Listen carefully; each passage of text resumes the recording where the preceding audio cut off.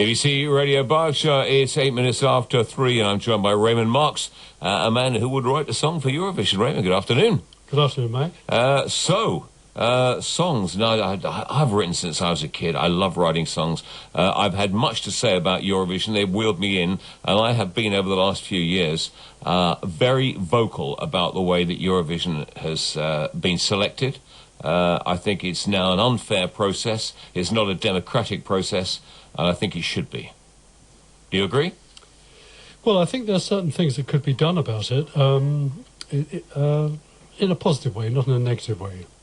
Oh, it's got to be positive, but yeah. it was always positive. It was demographic. It was democratic because it literally and demographic as well, because it included everybody. Anybody could enter. I was on the panel for several years, and they'd whittle it down to about 1,000 reasons, then whittle it down a bit more and a bit more, so anybody could get their song away. The last 5 years, they said, right, Andrew Weber, you're writing it. Blue, you're writing it. Pete Waterman, you're writing it. They picked one this year where somebody said, oh, that's something from Bonnie Tyler, we'll use that. So there's no voting process at all. So the songwriters of Britain are getting a very, very, very unfair deal, I think. Well, hear to that.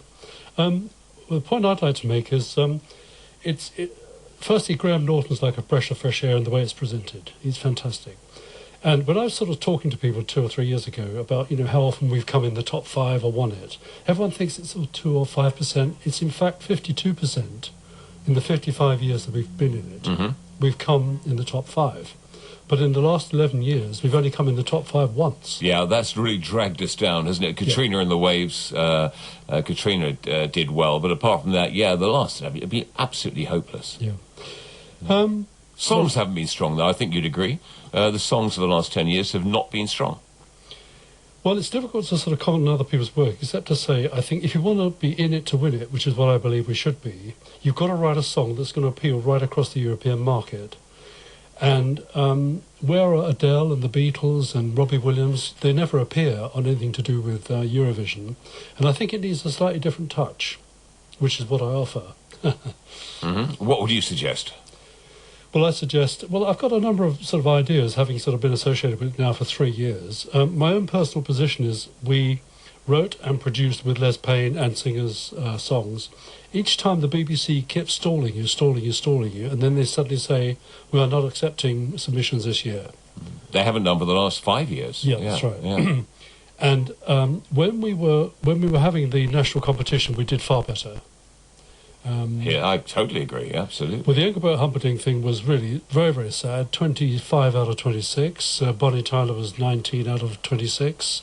And Blue came about 16, I think. Well, there are a number of things going on. Did you know, by the way, that half the voting weight comes from the jury, the professional jury?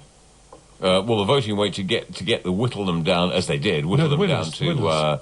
and the jury see them in rehearsal, which I think is totally unfair. Rehearsal should be relaxed, allowed to make mistakes.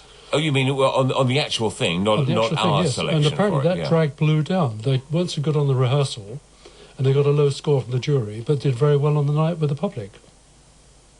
See, I think the whole thing is it really needs a severe overhaul, and we need to go back to the situation where anyone can write the song and enter their song. I mean, they've just scrapped that, and it's almost like sort of, I don't know, it's just a mad situation now where the British songwriters, we've always been, along with America, the best songwriters in the world, and we're now being stopped from entering this competition. I've actually been battling away for the last 3 years to try and get this program I put together. I write the songs on TV, which is about songwriters, about the engine room.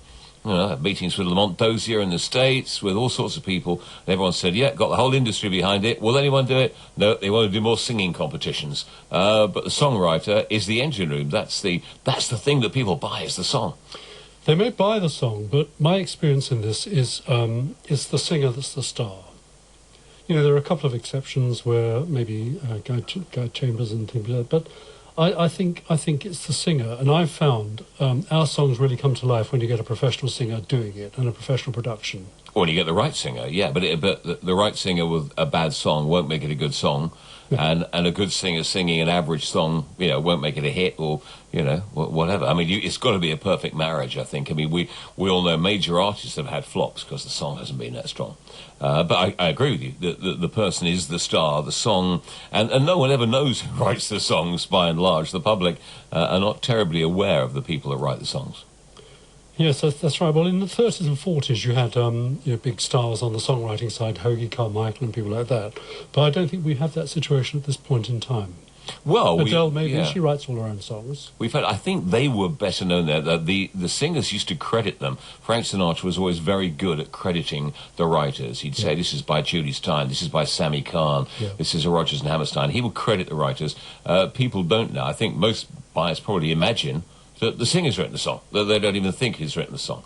But it is a very important aspect that's almost been taken out of the equation in many ways. And I think Eurovision is fun, but people just accept now the song that's put in there. But, as you say, you put songs in. Well, what have you met with in the last 2 or 3 years? Who do you submit them to? Because they're not taking submissions. So what process do you go through? Well, the first time I started was with a song called Winner. And I knew people that had either worked at the BBC or were there now. And I was given the name of the person who was overall charge, and I was given the name of the person who was responsible for the UK entry. And I put my song forward, and it was sort of, well, thank you very much, we're thinking about what to do. And then suddenly, we're not accepting any. And that happened 3 years ago. And it happened last year, and it happened this year. Yeah. In fact, up until February, the BBC was still saying they were deciding what to do. So maybe the BBC, for all its beauty and wonder, maybe a bit frightened of opening the gates to loads of people writing songs. The thing is, it's the biggest song contest in the world, and we should be in it to win it. We've got the talent. The only point I would observe is I think we should aim for people on the cusp of stardom, because the real existing stars don't seem to like it. I think they've varied over the years, haven't they? I mean, there have been years where we picked like Sandy Shaw, Cliff Richard, Olivia Newton-John, the Shadows. We picked people who have been very successful to sing the last 6 songs. Other times I remember because they've changed it so much, they picked different people to sing the songs, and each person was mentored by somebody. I had to mentor one person. So they've changed the rules generally over the years, but the last 5 years, as far as I know, the British songwriters have not been able to enter a competition to get their songs into Eurovision. Well, I'm very determined that we've got what it takes to be able to do it. I was interviewed by Ian Lee at Three Counties Radio. Actually had him singing my song, which was quite a compliment. But by then it was all over. The BBC had decided, it was Bonnie Tyler, and that was it.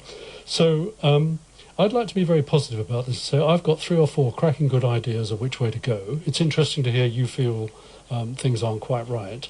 One of them is to make sure the winner feels rewarded, because I think the way the Eurovision Song Contest works, there may be a huge country cost of setting up the studio, paying for what might be a white elephant next year. So I've got some ideas on that, and how the UK could select a winner, because it's got to be a winner for Europe, not for the UK market. Yeah, well, I mean, a bit of both. In the past, sometimes we've had a big hit here, and it hasn't done well in Europe, or vice versa. I mean, the year that Cliff came second with Congratulations, Marcel's La La La, whatever it was completely outsold by Congratulations, which came second and became number 1 around the world. But I remember on the night he didn't perform the song very well. No, but he had a lot of wonderful lace, frilly shirt, and a crushed blue velvet suit, which probably helped, I think. But I don't think Cliff Richard, I remember it very well. It was a marvellous song, and on the night he didn't perform it with great confidence, is my feeling. Yeah. So last year I did a song called Danger No Stranger, which is slightly different. It was aimed for Europe, but a lot of people comment on it that they like it.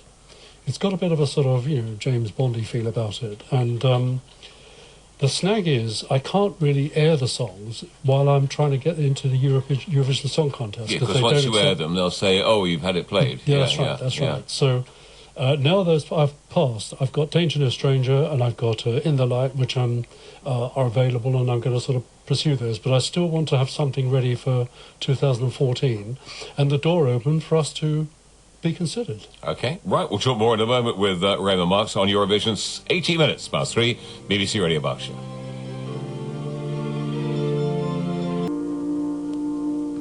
That's Coldplay in Paradise, 22 minutes past 3, BBC Radio Berkshire with Raymond Marks, man writing for Eurovision and determined to get the rules changed. So, what are you going to get? Fly that flag? How are you going to go about it, Raymond? What are the ideas? Well, to be honest, I think I'm going to write to the Director General. I can't think of any other way of doing this, because I think there are some sort of positive suggestions that I can make to help in the contest itself, but also open the door for people like myself and others to have the chance to win it, which is what I think we should be doing. I think one of the first things is to make a country really benefit from winning the competition. You know, you hear of places they're going to spend millions on a stadium that may only be really used once. I think we've got to see if we can move past that. The other thing is, when we write and check our songs, do you know in Sweden, the run-up competition is bigger than the actual competition itself. It's a massive thing. And look what happened to ABBA. They won in the end on that.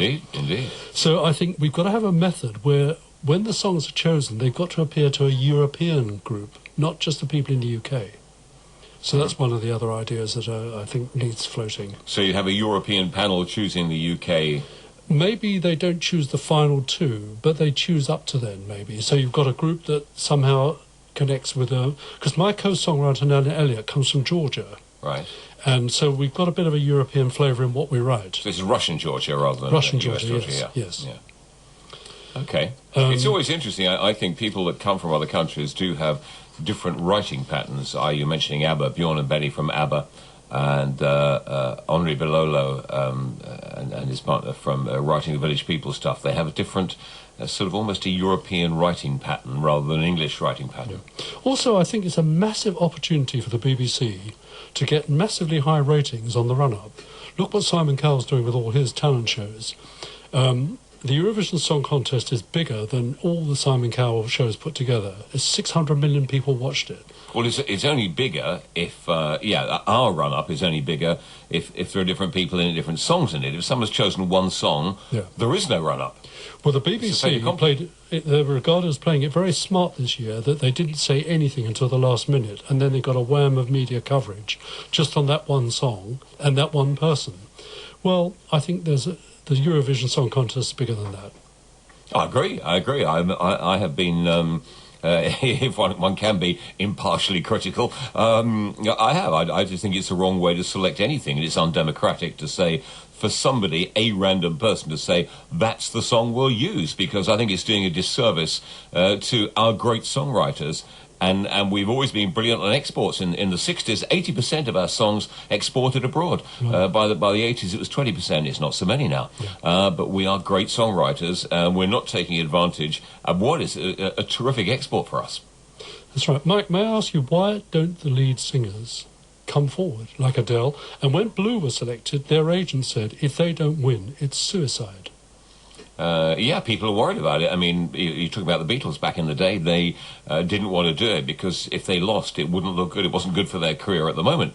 With Bonnie, who's a fabulous singer, lovely lady, Engelbert, great singer, it's not doing their careers any harm now. No. But anyone that's right in the swim, right in the pocket of what's going on, their management will always say, ooh, just be careful on this one. Well, that's why Sarah... She gets good comments from other people and a singer. So another little point I'd like to say to you is, to win Eurovision Song Contest, you've got to have the singer, the song, and the scenario. Now, part of my scenario was to have the words of the song being trailing behind Sarah singing.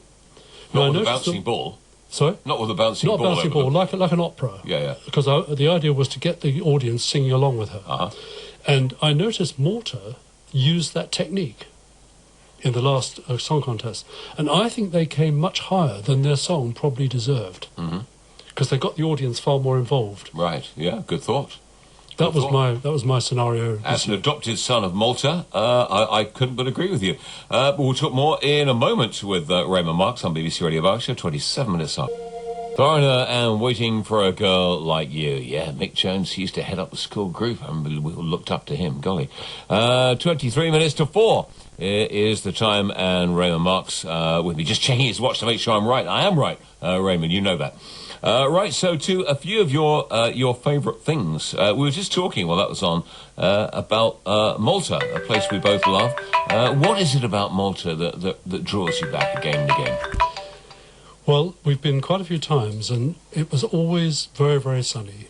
I think it rained about 10 minutes out of all the times we've ever been. And the hotel we went to had a swimming pool and a leisure area around it. Because I can't say it was the best place for beaches, but it's a great place for pools and great history. History and culture, fantastic. Yeah, history and culture, fantastic. And one of the best strategic ports and harbours really ever, which is why it was so important in the war and going back to the time of Richard the Lionheart, very important then on the way to the Crusades, a very important natural harbour, but a great place. And I think they ought to shout about Malta a little bit more, trumpet it a bit. So, favourite book, Raymond? You've got Millennium Trilogy. And how? Yeah? Have you read it yourself? I haven't, no. Well, it's huge, but it's fantastic. Yeah. It's absolutely fantastic.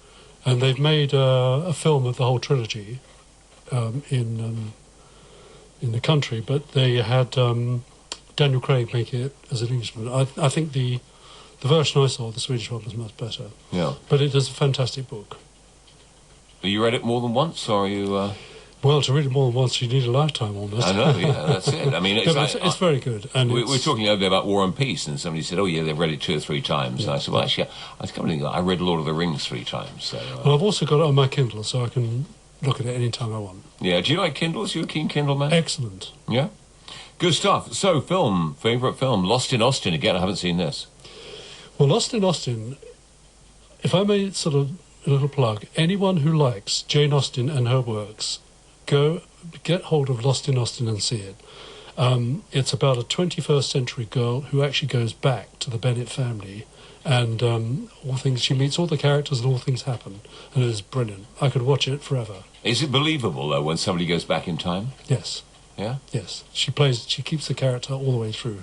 Oh, she keeps her current character all the way through. Yes. So how do you interact with someone from a different period? I mean, well, that's the fun. Is it? Oh, great, excellent, and it works. You say? Excellent. Yeah, good. Okay, play Shakespeare. A lot of people love Shakespeare. Merchant of Venice is a particular favourite.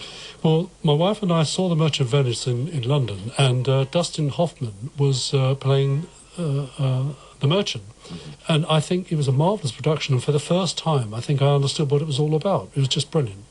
Yeah, I'm a big fan of Dustin Hoffman. I mean, he in the Fockers he was great, Raymond he was great, The Graduate he played different characters. Yeah. For me, I think probably if I had to name a favourite actor, it might well be Dustin Hoffman. Yeah, well, he's marvellous in Merchant of Venice. Yeah, good. Well, we'll check that one out as well.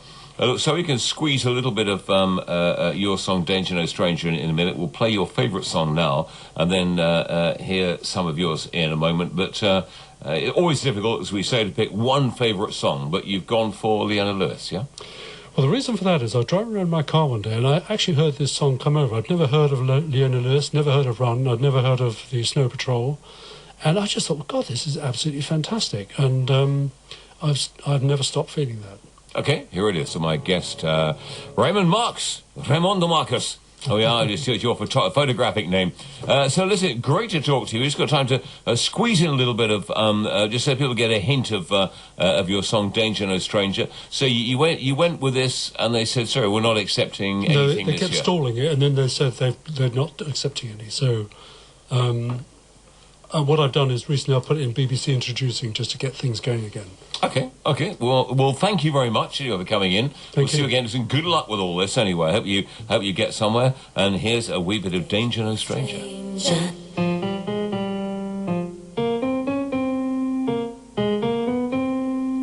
Danger no stranger.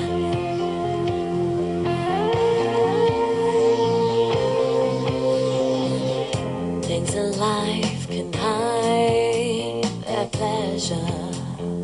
Level of excitement is the measure. What is danger? How can it be? Once a man, a stranger to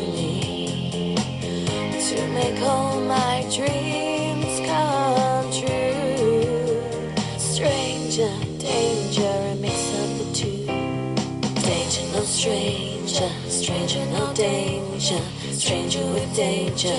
It has its appeal. He can, he will be all to me.